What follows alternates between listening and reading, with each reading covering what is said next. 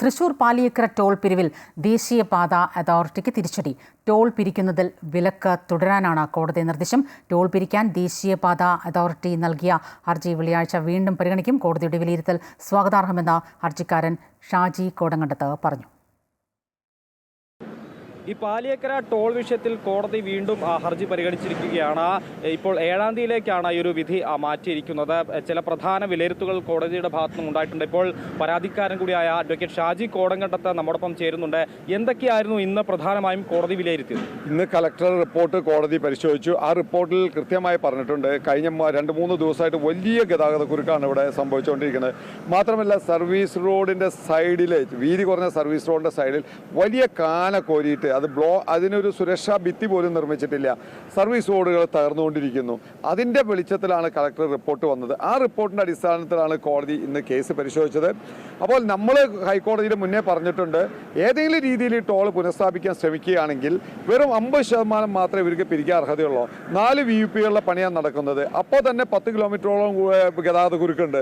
ഇനി കൊരട്ടി 17-ാം തീയതിക്ക് ശേഷം പൊളിക്കാൻ പോവുകയാണ്. അപ്പോൾ 5 VUPകളുടെ പണി നടക്കുമ്പോൾ വലിയ ബ്ലോക്കാണ്. അപ്പോൾ സുപ്രീം കോടതിയുടെ വിധിയിൽ തന്നെ പറഞ്ഞിട്ടുണ്ട്, ടോൾ കൊടുക്കുമ്പോൾ സുഗമമായി ഗതാഗതം ചെയ്യാനുള്ള അവസരം ഉണ്ടാക്കി കൊടുക്കണം. അതുണ്ടാക്കി കൊടുക്കാൻ ദേശീയപാത അതോറിറ്റിയും കരാർ കമ്പനിക്ക് കഴിഞ്ഞിട്ടില്ല. ഒക്ടോബറിൽ തീരേണ്ട പണിയാണ് ഈ VUPകളുടെ പണി. അത് ഇപ്പോഴും തീർന്നിട്ടില്ല. എന്ന് അവസാനിക്കുമെന്ന് ഇവർക്ക് പറയാൻ പറ്റുന്നില്ല. വെറും 27% മാത്രമേ VUPകളുടെ പണി കഴിഞ്ഞിട്ടുള്ളൂ. അതുകൊണ്ടാണ് ഇന്ന് കോടതി ശക്തമായ നിർദ്ദേശം കൊടുത്തത്. അടുത്ത വെള്ളിയാഴ്ചയ്ക്കുള്ളിൽ ഈ ടോളിൻ്റെ താരിഫ് പുനഃപരിശോധിക്കണം. ഈ ഗതാഗത കുരുക്കിൻ്റെ അടിസ്ഥാനത്തിൽ, ഈ VUPകളുടെ പണി നടക്കുന്നതിൻ്റെ അടിസ്ഥാനത്തിൽ, ജനങ്ങൾക്കുണ്ടാവുന്ന ബുദ്ധിമുട്ടുകളുടെ അടിസ്ഥാനത്തിൽ ടോളിൻ്റെ താരിഫ് പുനഃപരിശോധിച്ചിട്ട് ഹൈക്കോടതിയെ അറിയിക്കാൻ പറഞ്ഞിട്ടുണ്ട്. അതായത് കോടതി ജനങ്ങളുടെ യാത്രക്കാർ കൂടെയാണെന്ന് അസന്നിഗ്ധമായി വ്യക്തമാക്കിയിരിക്കുകയാണ്. കളക്ടറുടെ ശക്തമായ റിപ്പോർട്ടാണ് ഇതിൻ്റെ അടിസ്ഥാനം.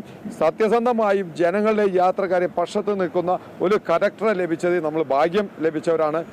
അതുകൊണ്ടാണ് ഇന്ന് കോടതിക്ക് ശക്തമായ നിർദ്ദേശം ദേശീയപാത അതോറിറ്റിയും കരാർ കമ്പനിക്ക് കൊടുക്കാൻ ഇടയായത്. തീർച്ചയായും ഈ ഒരു കോടതി വിധി ഒരു പരാതിക്കാരൻ എന്ന നിലയിൽ അല്ലെങ്കിൽ യാത്രികർക്കൊക്കെ വളരെ സ്വാഗതാർഹമാണ് എന്ന് വേണം പറയാം. സന്തോഷമാണ്. ഈ കോടതിയിലെ ഇടപെടൽ ജനങ്ങൾക്ക്, യാത്രക്കാർക്ക് വലിയ ആശ്വാസമാണ്. അതായത് ഇവിടെ ടോൾ കൊള്ളയാണ് നടക്കുന്നത്. 302 കോടി രൂപയ്ക്ക് DPRൽ പറഞ്ഞ പദ്ധതി പണി പൂർത്തീകരിച്ചപ്പോൾ അവർ പറഞ്ഞ 723 ഇപ്പോൾ 13 വർഷം കൊണ്ട് 1700 കോടി രൂപ പിരിച്ചിട്ട് അവർ 2026 നിന്ന് 2028 എക്സ്റ്റെൻഡ് ചെയ്ത് കൊടുത്തിരിക്കുകയാണ്. ഇത് കൊള്ളയാണ് എന്ന് കോടതിക്കും ഭരണകൂടങ്ങൾക്ക് ഒഴിച്ച് ബാക്കി എല്ലാവർക്കും മനസ്സിലായിട്ടുണ്ട്. ഭരണകൂടങ്ങളുടെ ഇടപെടലാണ് ഇതിലില്ലാത്തത്. MP-യുടെ MLA-മാരുടെ ഇടപെടൽ മാത്രമാണ് ഇല്ലാത്തത്. കോടതിയും കളക്ടറും ശക്തമായി ജനങ്ങൾക്കൊപ്പം നിൽക്കുകയാണ്. തീർച്ചയായും അതുതന്നെയാണ്. പരാതിക്കാരൻ കൂടിയായ ഷാജി കോടങ്കണ്ടത്താണ് ഇപ്പോൾ നമ്മോടൊപ്പം ചേർന്നത്.